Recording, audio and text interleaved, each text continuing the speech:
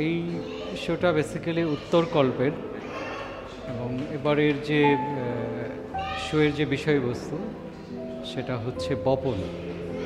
মূলত কিউরেটর গোলাম ফারুক স্বপন তিনি চেয়েছিলেন যে আমাদের যে কৃষি সংস্কৃতি বা কৃষকের যে জীবন, কৃষকের যে দর্শন, এইটা আমাদের আর্টে নানাভাবে উপস্থাপন হয়, কিন্তু কখনো সমগ্রভাবে কৃষি জীবনকে আমরা আমাদের কাজে উপলব্ধি করার চেষ্টা করি না, এমনটাই মনে হয়েছে কিউরেটরের। তাই উনি বিশেষভাবে কৃষি সংস্কৃতিকে অনেকটা আমরা এই সময়ের ইয়াং আর্টিস্টরা কীভাবে ভাবে সেটার একটা রিফ্লেক্ট উনি এই শোতে চেয়েছিলেন আর কি।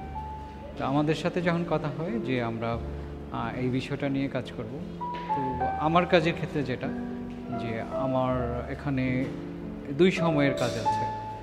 আমার 12-13 দিকে কিছু ড্রয়িং, যখন আমি অনেকটা সেলফ গ্রোয়িং বা নিজেকেই অনেকটা বীজের মতো দেখে নিজের যে অঙ্কুরোদ্গম বা যে কোনো বীজের যে অঙ্কুরোদ্গম অথবা আমার যে নিজের বেড়ে ওঠা বা নিজের হয়ে ওঠা কিছু, দুটাকে আমি খুব একই ম্যাটাফোরে ভাবতে চেষ্টা করেছি তখন থেকেই।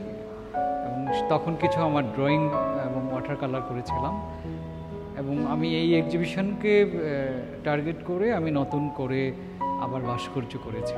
ভাস্কর্যের মধ্যেও একটি ভাস্কর্য আছে যে একটি গাছ এবং একটি কৃষকের যে কৃষি করতে তার যে মেরুদণ্ডের যে অনেক স্ট্যামিনা দরকার, তার শক্তি দরকার, সেইটাকে আমি অনেকটা রূপক করতে তুলে আনার চেষ্টা করেছি। পাশাপাশি আমি আরও কিছু জাঙ্ক স্কাল্পচার, যেটা হলো পরিত্যক্ত লোহা দিয়ে আমি তৈরি করেছি পিটিয়ে। এখানে আমি সিলিন্ডারকে অনেকটা বীজের আকৃতি দিয়েছি এবং বীজকে এভাবে দিয়েছি অনেকটা সমাজের কৃষকের মতোই, অনেকটা যে কৃষককে যেমন সমাজের অনেক জায়গা থেকেই আমাদের যেমন কর্পোরেট কালচার বা বৈষয়িক যে বাণিজ্য, সব কিছু মিলাই তাকে অনেকভাবে সাপোকেট করা হচ্ছে বা তাকে দমানোর চেষ্টা করা হচ্ছে। আমাদের কৃষকের নানা রকমের প্রতিকূলতার ভিতর দিয়ে কৃষিকাজটা করে। তো আমি ওইটাই একটা গাছের বা একটা বীজের প্রতীকের ভিতরে, পাশাপাশি কৃষকেরও যে অবদমিত মাধ্যমেও তাকে যতভাবেই দমানোর চেষ্টা করা হোক, তারপরেও সে টিকে থাকে এবং সে কৃষিটা ফসল ফলানোর চেষ্টা করে। এবং একটি বীজ নানা প্রতিকূলতার মধ্যেও, নানান দূষণের ভেতর দিয়েও সে অঙ্কুরোদ্গম হয় বা সে টিকে থাকার চেষ্টা করে। আমার ভাস্কর্যের মধ্যে এইরকমই একটি ম্যাটাফোর তৈরি করেছি বা প্রতীকী মাধ্যমে আমি এটা তুলে ধরার চেষ্টা করেছি।